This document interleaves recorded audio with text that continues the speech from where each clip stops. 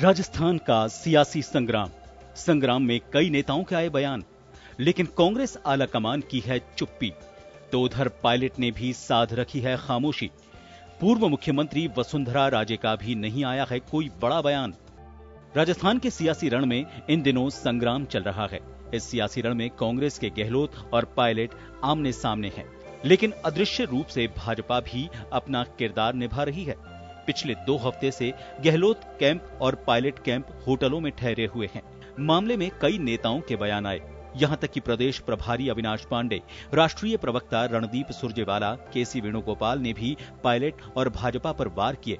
इस बीच मुख्यमंत्री गहलोत ने भी भाजपा और पायलट पर सीधा हमला बोला, लेकिन पायलट की पूरी मामले पर अभी भी खामोशी है। एक बार पायलट ने ये जरूर कहा कि वो भाजपा में नहीं जाएंगे, कांग्रेस में रहकर ही अपनी लड़ाई लड़ेंगे, जिसके कई सियासी मायने लगाए जा रहे हैं।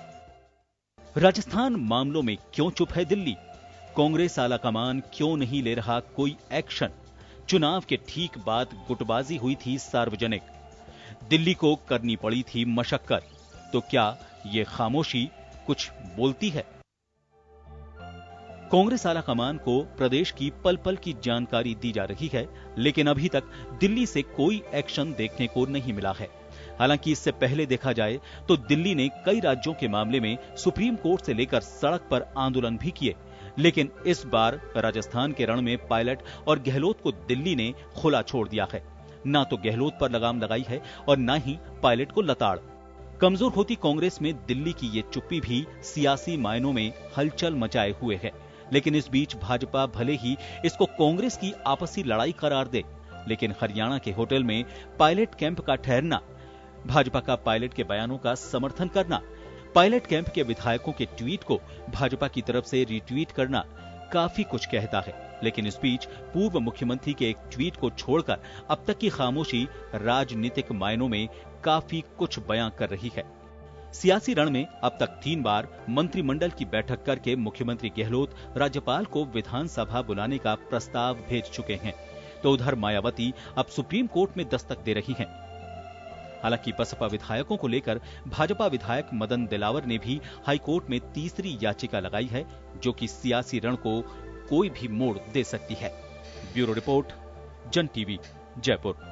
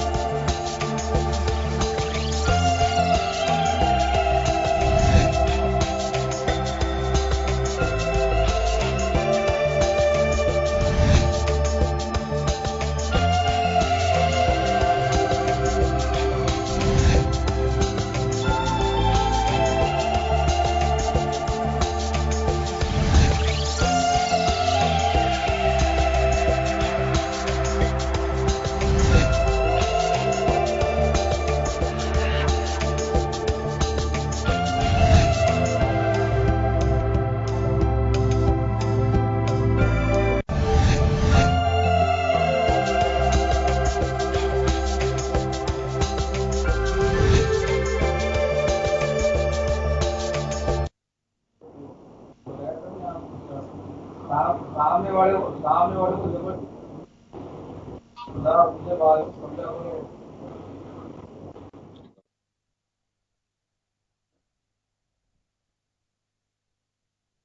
मैं हूं योगेंद्र, आप देख रहे हैं खास खबर में हम बात करेंगे।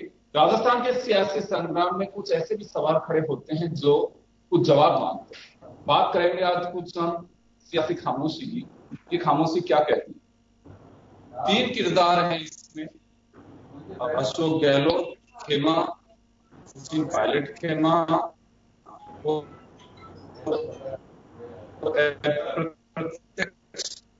रूप से ये तीन किरदार जो है उसी के आगे घूम चल रहा है। और यहाँ तो पार्टी आलाकमान यानी कांग्रेस के अभी तक पिक्चर बॉल में नहीं कर पा रहे हैं कि वो किस दिशा में जा रहे हैं। जैसे नहीं आवाज नहीं आ रही। सचिन पायलट पे लगातार हमले, लेकिन जीत सत्य की होगी।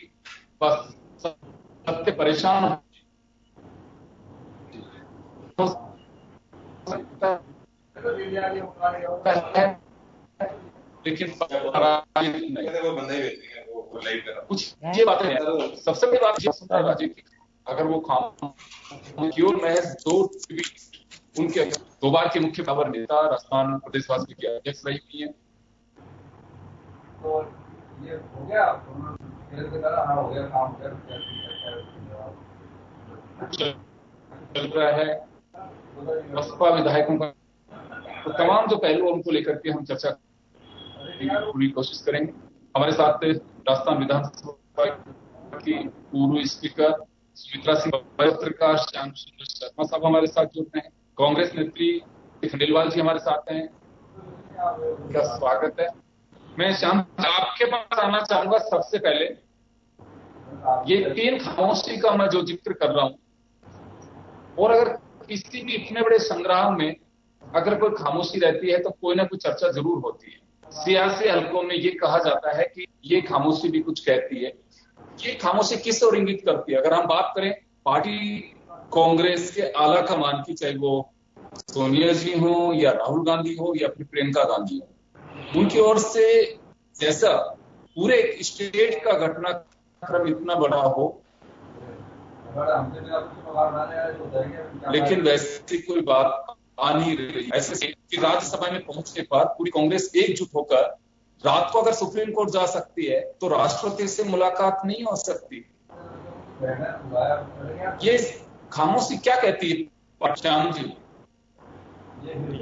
जी, जिस प्रकार से 19 दिन का राजनीतिक हलचल और सियासी जकड़ जो हो रखी है, उसमें शासन, प्रशासन, मंत्रिमंडल, विधायक सब अलग अलग चर्चाओं के बीच में रह रहे हैं। वो चर्चा भी करते हैं, लेकिन दूसरी तरफ सचिन पायलट शांत है, वो कुछ बोल नहीं रहे। हाईकमान सोनिया गांधी जी की तरफ से कोई बयान नहीं आ रहा। राहुल गांधी एक बार बोले, उसके बाद बोले नहीं। प्रियंका गांधी भी इस मामले में शांत। ऐसा लग रहा है कि कुछ तो अंदर खिचड़ी पक रही है। क्या होगा क्या नहीं होगा कुछ नहीं कहा जा सकता। देखिए, जब आज सुप्रीम कोर्ट से डॉक्टर सीपी जोशी ने एसएलपी तो वापस ले ली, लेकिन वहाँ मुद्दा आज भी विचाराधीन है। कुछ चीजें आज भी होगी। जब अगर सीपी जोशी वापस एसएलपी जारी दायर करेंगे तो निश्चित रूप से कुछ परिणाम आ सकता है। और यथास्थिति के आदेश जो हाईकोर्ट ने दे रखे, इसलिए कोई चीज नहीं हो जाए। सचिन पायलट बोलेंगे तो फिर वो डिस्क्वालीफाई की श्रेणी में आ जाएंगे, इसलिए उनको शांत रहना जरूरी है। लेकिन कुछ विधायकों के जो उनके पास बैठे लोग हैं, उन्होंने निश्चित रूप से जवाब देने का प्रयास किया है। हेमाराम चौधरी ने कहा है कि देखिए कि वो कह रहे हैं 3 आने वाले, हमारे पास भी 15 आने वाले। तो ये आपस में देने का काम हो रहा है। कभी अविनाश पांडे देते हैं तो कभी क्या देते हैं, कभी कौन देता है। तो इस सारी गतिविधियों को देखा जाए तो एक नया रहस्य समझ में नहीं आता कि आखिर क्या सचिन पायलट वापस से कांग्रेस की तरफ आना चाहते हैं क्या कांग्रेस, क्योंकि कह रही कांग्रेस ने हटाया नहीं, उनको 2 को निलंबित किया है, मनोहर शर्मा और किया है, बर्खास्त किया है, और केवल उनको प्रदेश अध्यक्ष पद से हटाया है। विधायक, कोई भी विधायक को निलंबित नहीं किया है। अभी फिर कह रहे कि देखिए आपकी अंतरात्मा जागती है तो आप आइए, आप कह दीजिए कि हमारे से गलती हो गई तो हम हर्ष आपको गले लगा लेंगे। मुख्यमंत्री जी ने कहा है कि वो आएगा तो मैं गले लगाने वाला मैं ही व्यक्ति होऊंगा सबसे पहले। तो ये लग रहा है कि देखिए कांग्रेस में आने वाला एक सप्ताह निश्चित रूप से कोई न कोई नया पुल खिलाएगा। देखिए कल ने कहा कि हमको राष्ट्रपति के पास जाना होगा तो जाएंगे, प्रधानमंत्री के घर के बाहर धरना देना होगा तो देंगे। आज देखिए कैबिनेट से तीसरी बार जी मैं श्याम जी वापस आ रहा हूँ आपके पास। सर वापस आ रहा हूँ आपके पास। मैं ज्योति जी के पास जाना चाहूंगा। ज्योति जी, मुख्यमंत्री जी प्रधानमंत्री को पत्र लिख रहे हैं, राष्ट्रपति को पत्र लिख रहे हैं, लेकिन पार्टी आलाकमान, कांग्रेस के दिग्गज नेता, शीर्ष लीडरशिप अभी इतना टाइम नहीं है कि वो जाकर के राष्ट्रपति से मुलाकात करें। बहुत सारे ऐसे मामले हैं जिसके अंदर टाइम मांगा जाता है प्रधानमंत्री से मिलने का, राष्ट्रपति से मिलने का। तो क्या कहें कि राजस्थान के कांग्रेस ये पूरा सियासी रण इसको यहाँ के भरोसे छोड़ दिया गया है। ठीक है, अजय माकन जी को भेजा हुआ है, सुरजेवाला जी को भेजा हुआ है, अविनाश पांडे साहब यहाँ हैं। अविनाश पांडे तो पहले से भी। योगेंद्र जी देखिए, आप जो कह रहे हैं कि कांग्रेस का ये पूरा घटनाक्रम चल रहा है, तो ये सब हम जानते हैं कि ये इस घटनाक्रम का पटाक्षेप हो जाएगा जैसे ही विधानसभा सत्र बुलाया जाएगा। और इसके लिए कांग्रेस पूरी तरीके से प्रयास भी कर रही है कि वो लगातार ये, मैं तो यूं कहूंगी कि जो डिमांड विपक्ष को करनी चाहिए थी वो खुद ही सत्ता पक्ष ही विधानसभा बुलाने के लिए बार बार राज्यपाल जी से और माननीय राज्यपाल महोदय से अनुरोध कर रहे हैं।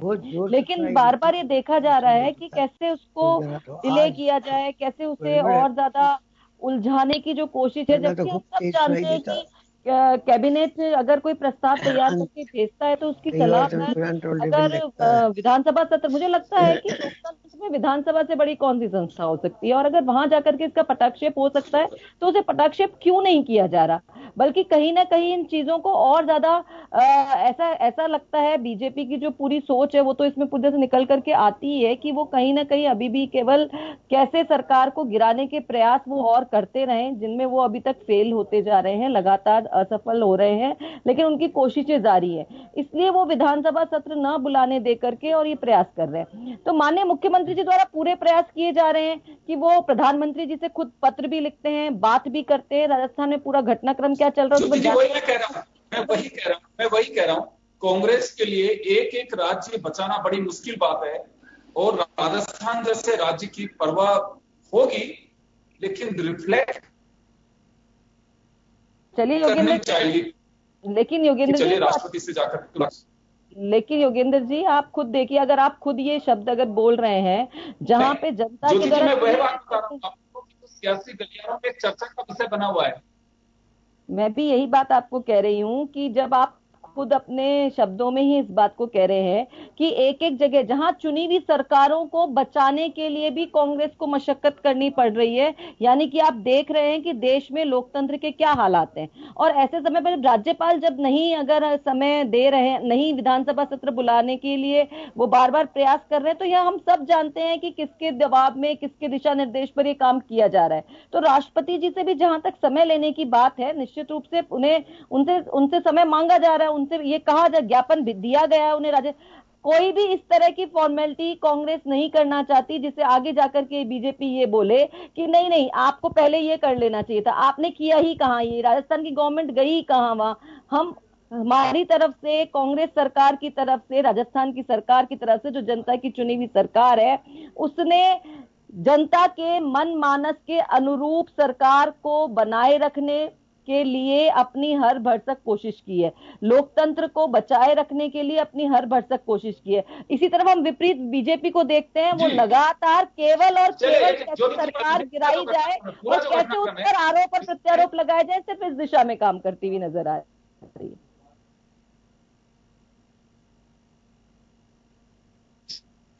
चलिए, जो पूरा घटनाक्रम है जी, इसमें मुख्य भूमिका सचिन पायलट की बीजेपी की मानते हैं आप लोग?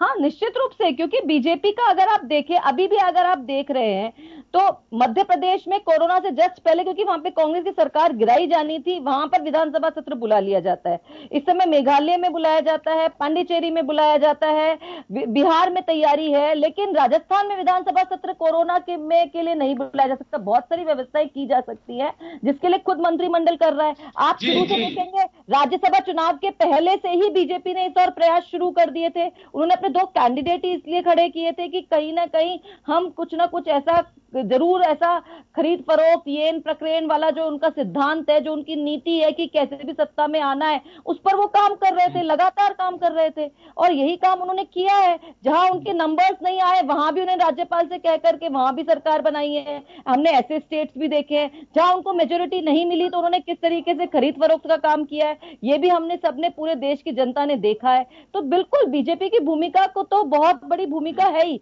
अभी भी जिस तरीके से पीछे से जो बीजेपी जिस तरीके से विधानसभा सत्र न बुलाने के लिए राज्यपाल पर केंद्र की सरकार द्वारा जो दिशा निर्देश आ रहे हैं, जो बातें आ रही हैं सामने, वो सब दिखाई देता है इनडायरेक्ट फॉर्म में, सबको समझ में आती हैं सब बातें। तो बीजेपी कह रहे कि हम कुछ नहीं कर रहे, आपके पास लौटूंगा, राखी राठौर जी के पास जाना चाह, राखी ज्योति जी ने जो सवाल किए हैं सीधा बीजेपी जुगनलाल जी की नहीं है, तमाम कांग्रेस के नेता इस पूरी रणभूमि के मुख्य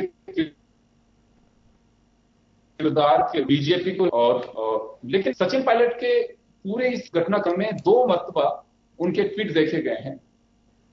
3, पहली बार इस विधायक सरकार अल्पमत में, एक ट्वीट यह है उनका कि मुख्यमंत्री अशोक गहलोत और वसुंधरा राजे, एक ट्वीट है कि सत्य पराजित नहीं होता, सत्य को परेशान किया जा सकता है। तो ये 3 ट्वीट के अलावा खामोशी है उनकी भी। और वसुंधरा जी ने पहले ट्वीट किया कोरोना को लेकर के सारा जो भी उन्होंने बताया, उसके बाद उसी दिन इवनिंग में फिर एक ट्वीट है, उसके अलावा कोई चर्चा नहीं है। लगातार आपकी पार्टी के नेताओं की बैठकें हो रही हैं। ओम प्रकाश माथुर दिल्ली से आ चुके हैं, गजेंद्र सिंह शेखावत यहाँ पे आकर के गए हैं।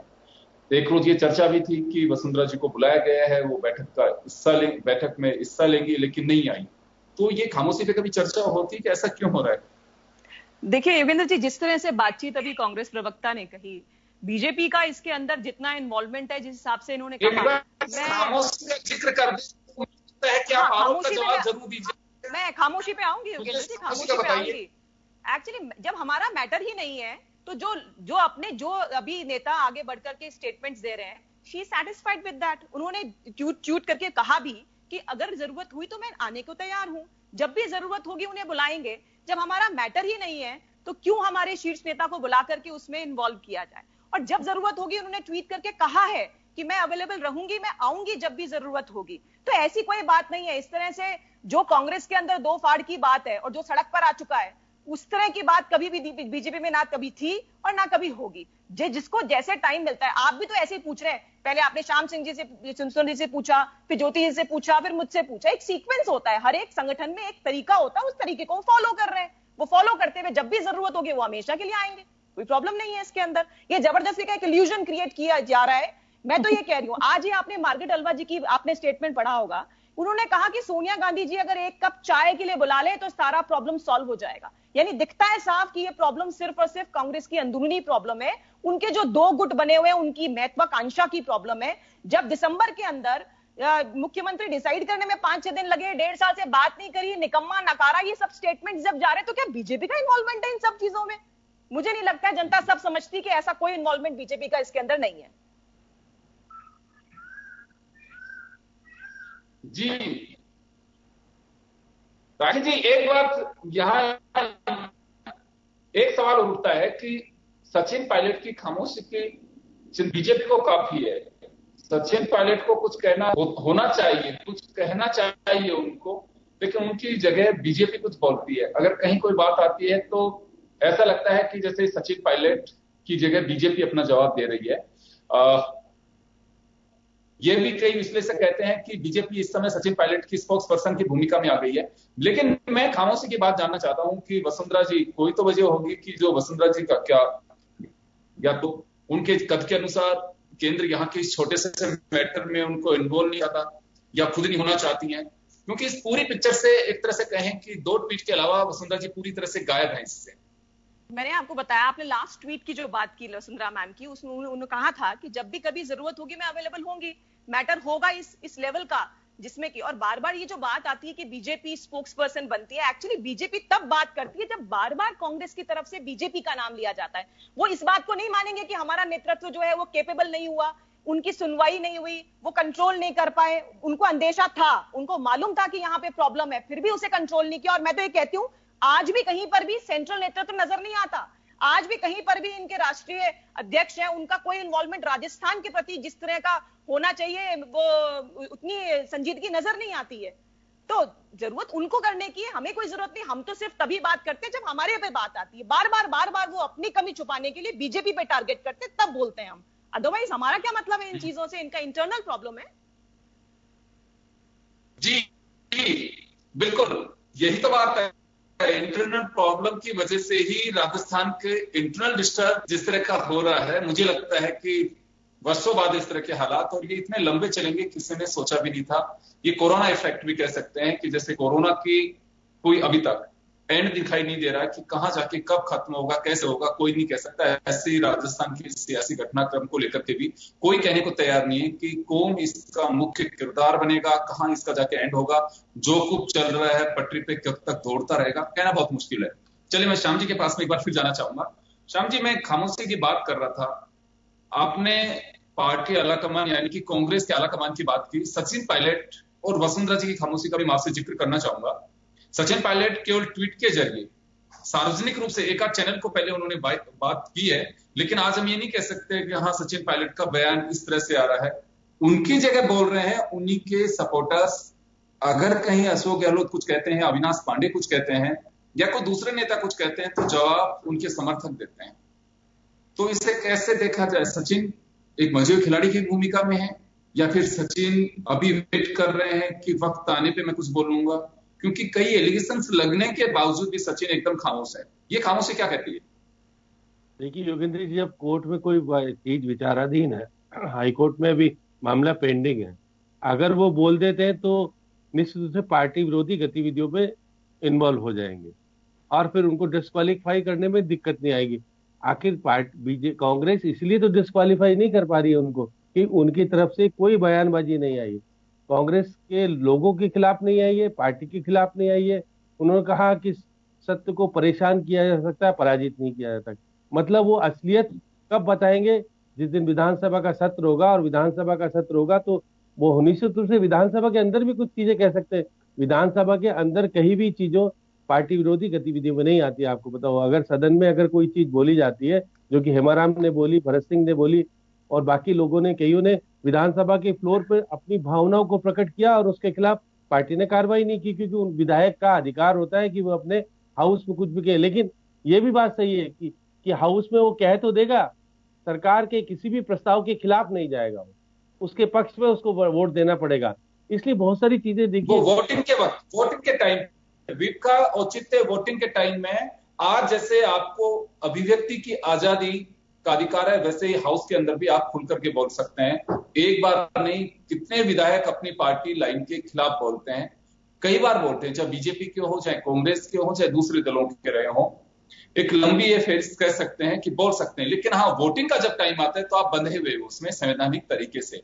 जी, लेकिन अभी देखिए हेमाराम चौधरी जवाब दे रहे हैं, वेद प्रकाश सोलंकी जवाब दे रहे हैं, मुरारलाल मीणा जवाब देते हैं, सुरेश मोदी जवाब देते हैं, अगर कोई भी बात आती है तो। लेकिन सचिन पायलट एकदम चुप है। अभी सचिन पायलट को अलग से कांग्रेस बना करके उसके प्रदेश अध्यक्ष की भूमिका में नहीं है। अभी तो जो मुरारीलाल मीणा है उस स्थिति में सचिन पायलट है, सुरेश है,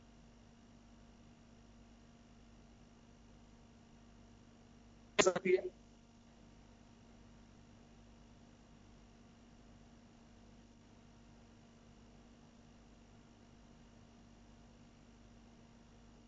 छोटे से ब्रेक के लिए रुक लेते हैं, ब्रेक के बाद हम जल्द बने रहिए आप जन टीवी के साथ।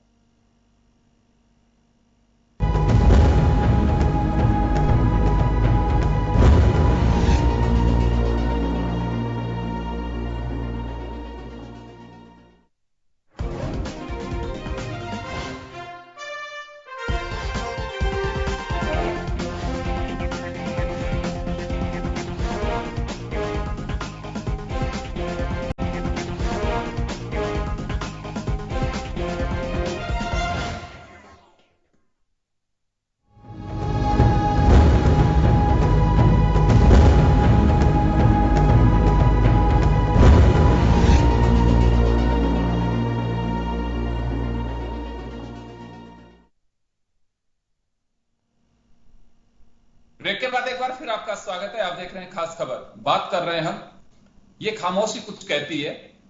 3 बड़े किरदार जो खामोश हैं। पहला, अगर हम बात करें मुख्यमंत्री अशोक गहलोत के पक्ष की, तो पार्टी आलाकमान यानी कि कांग्रेस मुखिया को इस पर अपना रोल खुलकर अदा करना चाहिए। एक स्टेट की अगर गवर्नमेंट के साथ अगर कहीं भी कुछ प्रॉब्लम होती है तो मुझे लगता है कि दिल्ली में बहुत सारे रास्ते हैं जिन पे चर्चा की जा सकती है, लेकिन अभी कांग्रेस की तरफ से वह सब नहीं हो पा रहा है। कहा यह जा रहा है कि पार्टी के बड़े नेताओं को हमने जयपुर में ही भेज दिया है, लेकिन ये भी, इस पे भी हम चर्चा करेंगे कि ये लीडरशिप क्या कर सकती है। बात सचिन पायलट की, पूरे प्रकरण में अभी तक सचिन खामोश हैं, बोल नहीं रहे हैं, और बीजेपी की ओर से वसुंधरा राजे इस समय महत्वपूर्ण भूमिका में आ सकती हैं, लेकिन वह भी चुप है। आखिर क्या है वजह? मैं श्याम जी आपके पास वापस आना चाहूंगा। पार्टी आलाकमान यानी कि कांग्रेस के आलाकमान के लिए आपने बताया, लेकिन यहाँ 2 और किरदार हैं जो बड़े हैं। सचिन पायलट अभी तक खामोश हैं, चुप हैं। उनकी ओर से हेमाराम चौधरी बोलते हैं, मुरारलाल मीणा बोलते हैं, सुरेश मोदी बोलते हैं, वेद प्रकाश सोलंकी बोलते हैं, लेकिन खुद नहीं बोलते हैं। देखिए योगेंद्र जी, मैं आपको कहना चाहता हूं कि सचिन पायलट की चुप्पी का सीधा सीधा तरीका है कि कोर्ट में मामला विचाराधीन है। अगर वो बोलेंगे, यथा स्थिति के आदेश कर रखे हैं, बोलेंगे तो वो डिस्क्वालीफाई की श्रेणी में आ जाएंगे। लेकिन हेमाराम चौधरी क्या बोलते हैं? हेमाराम चौधरी बोलते हैं मुख्यमंत्री जी के खिलाफ, वो पार्टी के खिलाफ नहीं बोलते। वेद सोलंकी बोलते हैं तो प्रताप सिंह खाचरियावास के खिलाफ बोलते हैं, वो पार्टी के खिलाफ नहीं बोलते। इसके अलावा आप देखिएगा कि मोदी बोलते हैं, सुरेश मोदी बोलते हैं तो किसके खिलाफ बोलते हैं? अशोक गहलोत के खिलाफ। तो ये सारी रणनीति के तहत सारा बोला जा रहा है। अगर हम पार्टी के खिलाफ है नहीं, पार्टी की विरोधी गतिविधियों में शामिल नहीं है। हम तो हाईकमान से मिलने आए थे दिल्ली में, हाईकमान ने समय नहीं दिया। आज देखिए राष्ट्रीय तरीके से अपने आप को सेव करते हुए कहा, मार्गरेट अल्वा ने कहा कि 1 कप चाय पिला दो तो मामला सारा सुलझ जाएगा। देखिए बहुत बीजेपी के नेता अपने आप से कुछ नहीं कह रहे कि देखिए कांग्रेस के लीडर कह रहे हैं वो हम कह रहे हैं, क्योंकि उनके उदाहरण देकर के उनका काम चल जाता है सीधे तौर पर। अब जिस प्रकार से देखिए अशोक गहलोत जो तेवर में दिख रहे थे आपके सामने, विभिन्न तरीके से सचिन पायलट के जो आरोप प्रत्यारोप जिस तरह से लगा रहे थे, अब उनका रुख पहला जैसा नहीं है, शांत हो गया है। अब वो गवर्नर के प्रति भी कुछ नहीं बोल रहे हैं। आज प्रेस कॉन्फ्रेंस हुई, तीसरी बार जो प्रस्ताव भेजा गया, हरीश चौधरी या प्रताप सिंह खाचरियावास ने बताया कि गवर्नर को अब हमको समय देना ही पड़ेगा, तीसरी बार अगर होना होगा तो। उनको ये अधिकार नहीं है कि 21 दिन का मांगे, 3 दिन का मांगे। हमने तो 31 जुलाई को विधानसभा का सत्र बुलाने के लिए निवेदन किया है, और जो व्यवस्था विधानसभा अध्यक्ष को करनी है, जो कार्य विधानसभा अध्यक्ष को करना है, क्या गवर्नर को हस्तक्षेप करने का अधिकार है क्या? जैसे कह रहे हैं कि सुप्रीम कोर्ट और हाई कोर्ट को उनके कार्य में बाधा पहुंचाने का अधिकार नहीं है, इसलिए गवर्नर को भी केवल अनुमति देने का अधिकार है। उसके बाद कार्रवाई विधानसभा अध्यक्ष करते हैं या सरकार करती है कि हमको विधानसभा में इस तरह की चीजें रखनी है। उसका निर्णय कौन करता है? विधानसभा की कार्य सलाहकार समिति की बैठक करती है। कार्य सलाहकार समिति में कौन है? विधानसभा तो अध्यक्ष होते हैं, प्रतिपक्ष के नेता भी होते हैं, सदन के नेता और बाकी दलों के मेंबर्स होते हैं उसके। तो सब मिला जुला कार्य समिति, वहां कार्य सलाहकार समिति होती है, उसके आधार पर कार्यों का विवरण दिया जाता है और कहा जाता है कि आज ये लिया जाएगा, कल ये लिया जाएगा, सारी चीजें तय होती है, उसके अनुसार विधानसभा चलती है। अब मेरे को आज देखिएगा, कल आपको देखा गृह विभाग ने एक अधिसूचना जारी की है। क्या अधिसूचना जारी की है?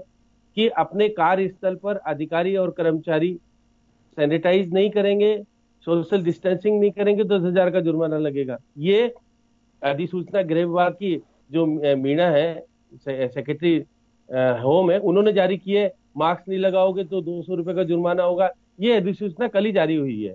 अब इसकी अनुपालना कहाँ कहाँ हो रही है ये आप बता दीजिएगा। आप देखेंगे कि कांग्रेस का प्रदर्शन हो रहा है तो उसकी अधिसूचना जारी होने का प्रभाव हो रहा है क्या? कल जिस प्रकार रामधुनी गा रहे हैं, कुछ गा रहे हैं, तो बहुत सारी चीजें हैं कि सरकार अपने आंदोलन में उन अधिसूचनाओं को ध्यान रखे। कहते हैं आप कलेक्टर के बाहर किया था, तुझे कहा कि अधिसूचना की हम पालन नहीं कर रहे कि हम सोशल डिस्टेंसिंग को अपनाने के लिए वर्चुअल रैली करेंगे, वर्चुअल धरना देंगे। श्याम जी एक चीज और बताइए मुझे, पूरी इस भूमिका में 15 दिन से ये कहें कि सियासी क्वारंटाइन यहाँ पे चल रहा है, 2 धड़े बिल्कुल पैक हैं होटल्स में, 5 स्टार क्वारंटाइन कह सकते हैं इसे हम। लेकिन वसुंधरा जी भी पूरे परिदृश्य से एक तरह से कहें कि नदारद हैं। देखिए योगेंद्र जी, उन्होंने कहा कि मैं जो आपके वन सोमवार करे जाते हैं, जो आपके देखिएगा वन सोमवार में जिस प्रकार से सावन का जो महीना होता है, वो अपने गृह महल में रह करके वो सारी चीज कर रही है, चिंतन मनन कर रही है वो बैठ करके। वो कई बार ध्यान में भी आप देखिएगा जब भी बीजेपी का संकट आता था, आपस में विवाद होता था, वो कहाँ चली जाती थी रूट करके? वही महल में, जहां पर कि नहीं। अब इसे कैसे देखा जाए? आप एक शब्द का प्रयोग कर रहे हैं कि रूट करके चली जाती हैं, उनकी खामोशी को आप रूठने से जोड़ रहे हो। अब देखिएगा कि अब बीजेपी के, अगर हमको बीएसपी का विलय गलत हुआ है, मदन दिलावर याचिका दायर कर देते। कल तक ये हो रहा था कि सारी बैठकें हो रही है, विधानसभा के प्रतिपक्ष के नेता भी बैठे हैं, उपनेता भी बैठे हैं, कौन नहीं है? पूर्व मुख्यमंत्री वसुंधरा राजे। उन्होंने कहा कि अगर बुलाओगे तो 2.5 घंटे में आ जाऊंगी। बुलाया भी होगा, 2.5 घंटे में नहीं आई हो। उनको पता है कि मुझे अभी तक ऊपर से कहीं ग्रीन सिग्नल नहीं मिला है कि आखिर होगा क्या। वो सचिन पायलट से सबसे ज्यादा पीड़ित तो वसुंधरा राजे हैं। अगर सचिन पायलट अगर किसी क्षेत्र में किसी तरह से बीजेपी के पर्दे के पीछे भी आ गए तो नुकसान किसको होना है? उन्हीं को होना है। देखिए शेखावत को तो उन्होंने 85 दिन तक प्रदेश अध्यक्ष बनने नहीं दिया, वहां तो खाली रखा। और मजबूरी में देखिए सचिन, आप देखिएगा सचिन तो आएंगे नहीं आएंगे पता नहीं, इनकी पार्टी में क्या स्थिति बनेगी, क्या कांग्रेस में आकर के पार्टी से विद्रोह करेंगे, बहुत सारी चीजें छिपी हुई है। लेकिन वसुंधरा राजे के लिए अगर गजेंद्र सिंह शेखावत ज्यादा सक्रिय दिख रहे हैं, इसलिए देखिए गजेंद्र सिंह शेखावत को चारों तरफ से घेर दिया है और वो कोशिश कर रहे हैं कि मेरी आवाज नहीं है तो आपकी आवाज नहीं, तो फिर जांच करा लो। जांच कराने के लिए तैयार नहीं है। तो बहुत सारी चीजें ऐसी हो गई है कि देखिए आने वाले समय, अब ओम प्रकाश माथुर तो पहले भी सक्रिय होते थे, वो कहते थे देखिएगा, उनको तो आपने देखा होगा कि जब चुनाव के लिए प्रभारी लगाया था गुजरात का, तो आए थे, सम्मान होगा और अभिनंदन होगा, राखी जी भी उसमें शामिल हुई थी। लेकिन क्या हुआ? वसुंधरा जी ने कहा कौन कौन गया वहां पर, उनके खिलाफ कार्रवाई होगी, प्रदेश समिति में किसी को नहीं लिया गया। अब ये जो प्रभारी है अभी राज्यपाल है, मुद्दे पे बहुत बड़ी पिक्चर हो जाए, बहुत बड़ी पिक्चर हो जाएगी। बाहुबली की तरह 2 एपिसोड बनाने होंगे इसके भी। मैं ज्योति जी आपके पास आना चाहूंगा। मैं एक बात जानना चाहता हूं कि लगातार बीजेपी पे ये आरोप लग रहे हैं कि बीजेपी डिस्टर्ब कर रही है, बीजेपी अलोकतांत्रिक तरीके से सरकार गिराने का काम कर रही है। मुझे एक चीज बताइए साहब, राजस्थान में जब गवर्नमेंट बनी, मध्य प्रदेश में बनी, छत्तीसगढ़ में बनी, ये ठीक है कि अशोक गहलोत ने मर्ज कर लिया, 10वीं अनुसूची में अधिकार भी है कि 2/3 विधायक टूट करके पार्टी में मर्ज या अलग दल बना सकते हैं।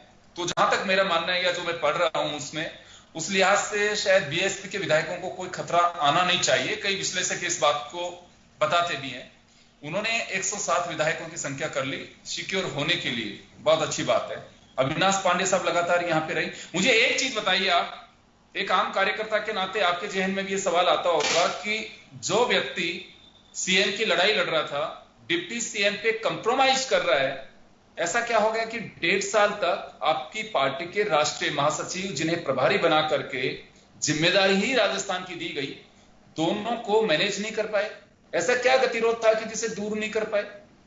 देखिए, मैं पहली बात तो ये कहना चाहूंगी कि जो आपने शब्द बोले कि सीएम का फेस बनाया गया था और फिर डिप्टी सीएम पे कॉम्प्रोमाइज किया, आप बताइए कब सीएम का फेस बनाया गया था? नहीं बनाया गया था। देखिए पीसीसी चीफ की तरह उन्होंने काम किया है। सीएम का फेस बनाया गया ये नहीं कहा मैंने कहा कि जो व्यक्ति सीएम बनने के लिए लड़ाई लड़ रहे थे और डिप्टी सीएम पे कंप्रोमाइज किया। नहीं, देखिए ये तो कोई बात ही नहीं हुई अभी। ये तो आप दोनों तरह की बातें कह सकते हैं कि ठीक है, अगर उन्हें बनाया जाता तो अशोक गहलोत जी भी 2 बार आपके सीएम थे, जैसे आप अभी वसुंधरा जी के लिए बोल रहे हैं, उस तरह की बातें बोलते। मैं आप जो हमको ये बात कही कि हम बीजेपी पे आरोप क्यों लगा रहे हैं, बीजेपी पे आरोप इसलिए लगाए जा रहे हैं, बहुत स्पष्ट सी बात है, क्योंकि और हम आरोप नहीं लगा रहे, बिल्कुल तथ्यों पे आधारित काम जो है वो किया जा रहा है, फैक्ट्स पे किया जा रहा है, जांच करवाने की बात की जा रही है। खरीद फरोख्त के आरोप शुरू हुए राज्यसभा के चुनावों से, और उस चुनाव के समय पर भी एसीबी में भी शिकायत दर्ज करवाई गई। आज उनकी ऑडियो टेप प्रकरण सामने आ जाता है, बहुत सारे नाम सामने आते हैं, बहुत सारे नाम सामने आने के बाद ऑडियो टेस्ट करवाने के लिए भी नोटिस भेजे जाते हैं। लेकिन आप देखिए चाहे गजेंद्र सिंह शेखावत जी वो उसको वहां बोलते तो हैं, बातें तो करते हैं कि हम मेरी आवाज नहीं है और हम जांच के लिए पूरी तरीके से सहयोग करने के लिए तैयार हैं, हमें कोई दिक्कत नहीं है। लेकिन जब समय आता है कि हाँ आप आइए जांच करवाने के लिए, जब नोटिस मिलते हैं तो आप जांच के लिए नहीं आगे आते।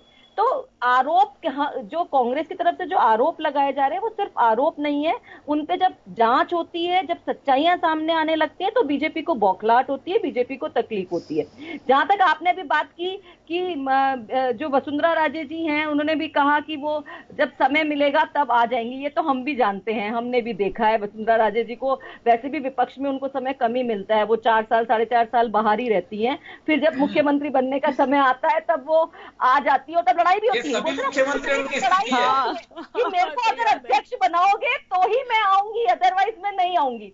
तो लड़ाई है, ये सही बात है, इनको सच में अपनी लड़ाई के बारे में ही सोचना चाहिए, कांग्रेस के बारे में ज्यादा सोचना भी नहीं चाहिए। क्योंकि आप जितने मतलब ऐसा कई बार ऐसा लगता है केंद्र में आपकी सरकार होते हुए भी आप जितने से केंद्रीय नेतृत्व पे प्रहार करते हैं, ऐसा लगता है आप विपक्ष में बैठे हो। बिल्कुल अपनी सरकार के बारे में सोचिए, वो क्या मैं आपकी पूरी बात सुन रहा हूँ, ज्यादा बेहतर। सुनिए ज्योति जी, पूरी बात सुन रहा हूं आपकी। मेरा बहुत ही छोटा सा और बहुत ही ऐसा सवाल है कि एक आम आदमी के समझ में आ सके। मैं तो ये जानना चाह रहा हूं कि आप लोगों को मालूम है कि प्रधानमंत्री नरेंद्र मोदी, अमित शाह, जिन पे लगातार कांग्रेस आरोप लगा रही है कब से, जब राजस्थान में विधानसभा के चुनाव हुए थे उससे भी पहले से, तो आप लोग जब मालूम था कि खतरा सामने है तो सावधान नहीं रह सके? आपकी पार्टी को इस बात का एहसास नहीं हो पाया कि दोनों के बीच कुछ गर्माहट चल रही है, कि कड़वाहट है, कुछ डिफरेंसेस हैं जिससे समय रहते दूर किया जाए? आप केवल देखिए, केवल बीजेपी को इस पूरे प्रकरण में दोषी मानेंगे या आप लोगों को अपना घर का दोष नहीं है? 100%, क्योंकि आप मुख्यमंत्री जी को तो अंदेशा था ही, तभी तो उनको अंदेशा था ही, तभी तो एसीबी में शिकायत दर्ज करवाई गई। आप देखिए, मुख्य सचेतक के माध्यम से अगर शिकायत दर्ज करवाई जा रही है, इसका मतलब कहीं ना कहीं उनके सामने कुछ सच्चाइयां सामने थी। ऐसे कोई भी मुख्य सचेतक के माध्यम से या मुख्यमंत्री जिस तरह से खुले बोल रहे हैं कि उन्होंने तो बहुत ओपन कहा है कि अगर ये ऑडियो गलत होगा तो मैं उस हिसाब से, आप प्रूव तो करके दिखाओ कि ऑडियो गलत है, केवल आप बोल दो, केवल बात कर दो। देखिए नहीं, यहाँ पर मुख्यमंत्री जी को अंदेशा था और यही कारण है कि वो सतर्क थे, सावधान थे, यही कारण है कि बीजेपी राजस्थान में अपने मंसूबों में कामयाब नहीं हो पाई, यही सच्चाई भी है, हम जानते हैं। देखिए आप एक बात देखिए, जिस तरह से मध्य प्रदेश में, अच्छा चलिए ये बताइए कि अगर बीजेपी अपने मंसूबों में कामयाब नहीं हो पा रही है तो फिर आइए, छोड़िए वहां से, होटल में क्यों बैठे हुए आप लोग? बिल्कुल हाँ, बीजेपी नहीं हो पा रही है तभी तो हम सतर्क हैं, तभी तो नहीं हो पा रही है ना। और हम तो होटल से आने को तैयार बैठे हैं, विधानसभा में जाने के लिए तैयार बैठे हैं, और बताइए कहाँ जाए? विधायक विधानसभा में नहीं जाए तो कहां जाए? और अगर विधानसभा में जाने के लिए हम बार बार राज्यपाल जी से अनुरोध कर रहे हैं, आग्रह कर रहे हैं, बार बार लोकतांत्रिक तरीके से उनसे मनुहार कर रहे हैं कि भाई चलिए आप विधानसभा सत्र बुलाने के लिए परमिशन दे दीजिए, तो विधायक कहां जाए? सबसे ज्यादा तो उनको विधानसभा ही जाना चाहिए, और वहां जाने के लिए राजस्थान की कांग्रेस की सरकार तैयार है, कैबिनेट के माध्यम से अपना प्रस्ताव भेज चुकी है। आज भी उन्होंने राज्यपाल जी की जो वो क्वेरीज थी उनको जवाब से तो उन्होंने फिर प्रस्ताव भेज दिया है, वो राष्ट्रपति जी को ज्ञापन दे दिया। ज्योति जी जवाब तीनों आपत्तियों को एक को भी उन्होंने क्लेरिफाई नहीं किया है।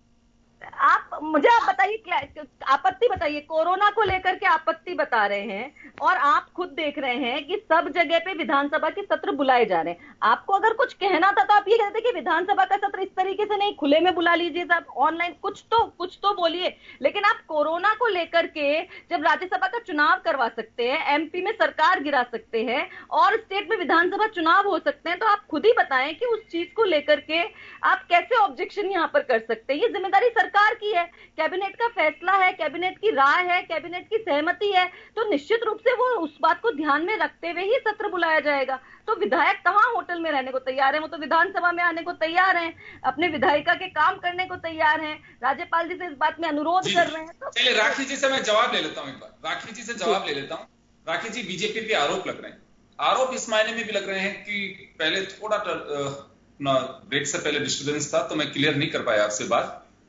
यहां एक बात उठती है कि जब भी सचिन पायलट को लेकर के अगर कांग्रेस को एक्शन करती है या इनके नेता जवाब देते हैं, तो सचिन पायलट से ज्यादा आप लोगों के यहां से ट्वीट आते हैं, बयान आते हैं, इस तरह की चीजें जो देखी जाती हैं। और इतिहास देखिए वापस दोहराता है सब चीजों को। 1993 में भैरव सिंह जी भी इसी तरह से गए थे। ये बात एक अलग है कि अशोक गहलोत ने ये अल्फाज कहे कि जिम्मेदारी किसकी होगी, हालांकि उन्होंने कह भी दिया बाद में कि तो राजनीतिक बयान होते हैं। मैं भी बहुत लोकतांत्रिक प्रक्रियाओं में विश्वास रखने वाला व्यक्ति हूं। खैर एनीवे, तो ये जो आप लोगों का सचिन को लेकर के जो एक जैसे कहीं भी कोई भी बात होती है तो बचाव की बात होती है। मानेसर का जो होटल है उसमें पूरी तरह से सिक्योरिटी कवर कराना, एसओजी की टीम को मिलने नहीं देना विधायकों से। तो ये बताइए कि एक आम आदमी के समझ में नहीं आ रहा कि यहाँ बीजेपी की भूमिका क्या है। मेरा ज्योति जी से और आपसे सवाल इस वजह से है कि हम कितने दिन से, अगर घटना कहीं पे भी होती है, आग अगर जंगल में लगती है तो आसपास के पूरे गांव उससे तबाह होते हैं, तबाह भी नहीं होते हैं तो उसकी लपटों से परेशान जरूर होते हैं। आज पूरा राजस्थान स्तब्ध है इस बात को लेकर के कि हम 15 दिन में इस चीज का सोल्यूशन नहीं निकाल पा रहे हैं। राज्यपाल फाइल लौटाए जा रहे हैं, इधर कैबिनेट की बैठक होकर के वो जवाब पकड़ाए जा रहे हैं। तो मुझे लगता है कि ये सब चीजें वो होनी चाहिए, क्योंकि भूमिका में जब बीजेपी पे सवाल खड़े हो रहे हैं सिर्फ इसी वजह से कि राज्यपाल को भी बीजेपी कंट्रोल कर रही है, रिमोट से चला रही है, ये कांग्रेस लगातार कह रही है। योगेंद्र जी, अभी अभी आपने ज्योति जी से जो सवाल पूछा, आपका सवाल ये था कि प्रभारी क्यों नहीं भांप पाए इस प्रॉब्लम को कि इनके बीच में डिससैटिस्फैक्शन है। लेकिन मैं बात चाह रही हूँ, लेकिन उन्होंने क्या कहा, फिर बीजेपी की बात की। कांग्रेसी प्रवक्ता पूरी अपनी स्टेटमेंट के अंदर कितनी बार बीजेपी का नाम लेते हैं, और मुझे लगता है जो क्वेश्चन पूछा जाता है उस क्वेश्चन का आंसर ना देके फिर बात बीजेपी पे, फिर वसुंधरा राजे जी पे बात करते हैं। तो ये कारण है कि हम लोग बार बार हम स्टेटमेंट देते हैं। आप तोड़िए इस परंपरा को जी। मैं इसीलिए बार बार बीजेपी की बात आती है, इसीलिए हम लोग स्टेटमेंट देते हैं कि भाई हमारा इसके अंदर इन्वॉल्वमेंट नहीं है, ये आपकी इंटरनल प्रॉब्लम है। क्यों नहीं आपके प्रभारी, एक्सक्लूसिव प्रभारी यहां पर आकर के संभाल पाए। दूसरी बात, जो एसीबी की बात करी इन्होंने, जो ऑडियो टेप की बात करी, एसओजी चली तो गई वहां पर ऑडियो सैंपल लेने के लिए, लेकिन जो मुख्य सचेतक साहब ने एफआईआर दर्ज कराई थी उसके अंदर क्या नाम लिखा था? कोई गजेंद्र सिंह। अब कोई गजेंद्र सिंह पूरे राजस्थान के अंदर तो बहुत सारे हैं। आप जब अपनी एफआईआर में ये श्योर नहीं है कि वही गजेंद्र सिंह शेखावत है, तो फिर आप कैसे जा सकते हैं उनका वॉइस सैंपल लेने? आप सभी का लेने जाइए। और दिया ना, सुबह सुबह इनके प्रवक्ता ये मीटिंग करते हैं। मैं बीच में मत बोलिए, मैंने आपके बीच में मत बोला, आप सम्माननीय है, आप बीच में मत बोलिए। सुबह इनके प्रवक्ता, जब प्रवक्ता ने सुबह स्टेटमेंट दिया तो वो इस तरह से भाजपा नेता संजय जैन, भाजपा नेता गजेंद्र सिंह शेखावत ऐसे बोल रहे थे जैसे कि उन्होंने जांच पूरी कर ली। तो ये जो डिप्लोमेसी है ये समझ में नहीं आती ना। आप करवाइए तरीके से काम, आप एफआईआर में दर्ज कीजिए ना नाम। आपने क्यों नहीं दर्ज किया? आप दर्ज करवाते और लेते वॉइस सैंपल, किसने मना किया? कभी मना नहीं किया। स्टेटमेंट आप यहां कुछ और देते हैं। वही बात हुई जैसे सीएम साहब राज्यपाल महोदय के लिए बाहर कुछ कहते हैं और जो नोट बेचते हैं उसमें कुछ और कहते हैं, उसमें तिथि नहीं बताते, उसमें कारण नहीं बताते। तो ये जो डिप्लोमेसी है ना, यहां कुछ और यहां कुछ और, इसी चक्कर में इनके संगठन में आपस में कनेक्टिविटी नहीं बैठ पाई, और वही रीजन है कि ये सारा 15 दिन से राजस्थान की जनता झेल रही है। दूसरी बात आपने मानेसर की भी कही। मैं मानेसर की बात पे कहना चाहूंगी आपको कि आदमी देखिए, सचिन पायलट ग्रुप अल्टीमेटली कांग्रेस का ही एक पार्ट है। अभी क्या हुआ, बीटीपी के जो 2 विधायक हैं उनका पहला स्टेटमेंट आया कि मुझे पुलिस वालों ने पकड़ लिया, मेरी चाबी छीन ली, मुझे धमकाया, और उसके 2 दिन बाद उन्होंने कांग्रेस को समर्थन पत्र दे दिया। तो संगठन तो यही है, जानता है इनकी कार्यशैली, उनको मालूम है कि इस तरह से डरा धमका के जो ये हमारे से समर्थन पत्र या हमें अपनी तरफ कर लेंगे, इसलिए वो अपनी इच्छा से बाहर चले गए। इसमें क्या सिक्योरिटी, क्योंकि काम तो इन लोगों ने किए हैं ये वाले। राखी जी उसको आप वही बात बोलिए कि ये तो परंपरा रही है राजस्थान की, अगर एक दूसरे से मदद मांगते हैं तो मदद दी जाती है। आप यही कह दीजिए हमसे मदद मांगे, हमने मदद कर दी। आप जानते हैं एक थाना दूसरे थाने में भी जाता है तो पूरी प्रक्रिया के साथ जाते, तो जाए ना एसओजी, पूरी प्रक्रिया फॉलो करे और जाए, कोई मना नहीं। जगत सिंह जायसवाल जगमाल को बीएसपी वालों को लिया था समर्थन, ये तो पुरानी परंपरा है, सत्ता में होती है वो बीएसपी का उपयोग करती है, बेरू सिंह भी करते थे, अभी भी कर रहे हैं। देखिए उसकी शान की मैंने बात ही नहीं करी, उसकी मैंने बात 2008 में हुआ, 2018 में हुआ, तब लोकतंत्र का नहीं होता। अभी लोकतंत्र की बात कर रहे हैं, बार बार लोकतंत्र की बात कर रहे हैं। योगेंद्र जी शर्म आनी चाहिए जो हंस रहे हैं कि लोकतंत्र की 356 आर्टिकल को 91 बार तोड़ने वाले लोकतंत्र की बात करते हैं। सच में हंसी के पात्र है, और हंस रही है जनता, आप पे हंस रही है ये देख करके कि किस तरह से आपने पूरा इशू क्रिएट किया, किस तरह से डिससैटिस्फैक्शन क्रिएट किया। और ये हंसी देखिए आप, मतलब शर्म नहीं आ रही है कि जनता कोरोना से परेशान है, वाली हंस रही है। इस तरह की कांग्रेस के लोग अगर करेंगे तो जनता सच में ये काम करेगी। ऐसे ही हंसना अच्छी चीज है, लेकिन जनता जब परेशान है, 1100 से ऊपर कोरोना के केस आ रहे हैं और उस समय कांग्रेस की तरफ हंस रही है, शर्म आनी चाहिए आपको। इस तरह की बात नहीं करनी चाहिए। मुझे लगता है कि ये इस तरह की टीवी पर आकर के इस तरह से मुस्कुराना और वो भी ये बात कहना कि भाई हमने तो कुछ नहीं किया, हमने कुछ नहीं किया। मैम देखिए, शर्म करनी चाहिए, क्योंकि क्या है, जनता देख रही है, जनता देख रही है कोरोना काल में क्या स्थिति जनता की हो रही है और आप मुस्कुरा रहे हैं, इतनी तेज हंस रहे हैं। ऐसी मैंने कोई हंसी की बात नहीं कही थी। और देखिए जनता, आपने होटल में जो बिछर्रे उड़ाए हैं, आपने जो काम किए वो सब देखकर आपकी अभी भी एटीट्यूड देख लिया जनता ने। उस एटीट्यूड को देख लिया है कि किस एटीट्यूड के साथ आप लोग जनता के समक्ष आते हैं। आपको ये नहीं एहसास है कि हमारा सवाल हम नहीं संभाल पाए, हमारा मैंडेट हम नहीं संभाल पाए, लेकिन हंस रहे हैं हम इस बात पे। That's a big shame on you. Governor के ऑब्जेक्शंस को जवाब बना करके कैबिनेट ने फाइल वापस गवर्नर के यहाँ भेजी है। अब क्या लगता है आपको कि गवर्नर बाध्य होंगे बुलाने को? देखिए योगेंद्र जी, जिस प्रकार से हरीश चौधरी बयान दे रहे थे, वो कह रहे थे कि हम आपत्तियों के जवाब तीसरी बार प्रस्ताव भेजा है कि 31 तारीख को विधानसभा का सत्र की अनुमति प्रदान कीजिएगा। उन्होंने कहा कि जो काम अब विधानसभा अध्यक्ष को करना है वो गवर्नर को नहीं करना है, इसलिए विधानसभा अध्यक्ष के कार्यों में हस्तक्षेप नहीं करे गवर्नर। गवर्नर अनुमति दे, सरकार का काम है, सरकार करेगी, और विधानसभा अध्यक्ष का काम विधानसभा अध्यक्ष करेंगे। तो अभी तक है विवाद का विषय। देखिएगा कि अब सत्र का बुलाने का अनुमति मिलती नहीं मिलती है, पिक्चर बाकी है, ये कह सकते हैं 100% पिक्चर बाकी है, क्योंकि तो दी एंड नहीं होने वाला है अभी भी ना। उन्होंने नहीं कहा है कि मैं वहां पर अपने सरकार का बहुमत साबित करने का प्रस्ताव लेकर के आ रहा हूँ। बोले वो ये सरकार का काम है, जिस प्रकार का क्या मुद्दे लाने क्या नहीं लाने ये विधानसभा का सत्र हो जाने के बाद तय किया जाएगा। आप कह दो, या तो गवर्नर कहे कि भाई आप अल्पमत में सरकार मानते हैं, तो वो कहेंगे आप पहले सबसे पहले तो अपना बहुमत साबित कीजिए। इसलिए बहुत सारी चीजें हैं आपस में विवाद का। वो सरकार उनको कह रही है, वो सरकार को कह रहे एश्योर कर दो, तो वो मान नहीं रहे। देखिए वो ये तो मान रहे सरकार बहुमत में, लेकिन वो कह रहे हैं कि कागजों में नहीं है, आप लिख के दे दे सरकार कि हाँ हम बहुमत में। और तो ये रार है बड़ी, ये कह सकते हैं अभी, और ये ठनी हुई कब तक दूर होगी ये कहना बहुत मुश्किल है। हम रोज यही कहते हैं कि राजस्थान की सियासी जो रंगत है कब उफान पे आएगी, कब कितनी चढ़ेगी, कोई नहीं कह सकता। फिलहाल यही कह सकते हैं कि लय में चल रही है और इसका एंड अभी फिलहाल नजर नहीं आ रहा। कोरोना और राजस्थान की सियासत दोनों को एक दृष्टि से देखना होगा। ना कोरोना का भी एंड लग रहा है, ना राजस्थान की सियासी रंगत का या सियासी संग्राम का। कहां जाके कब खत्म होगा कहना बहुत मुश्किल है। और अगर मैं एक बात और कहना चाहूंगा यहाँ पे कि अगर विधानसभा का सत्र भी बुला लिया जाता है, राज्यपाल अलाउ भी कर देंगे, तो ये मान के चलिए कि सत्र के बाद भी लोग कहेंगे कि पिक्चर अभी बाकी है। चलिए, बहुत बहुत शुक्रिया आप सभी का। खास खबर में इतना ही, दीजिए इजाजत, नमस्कार।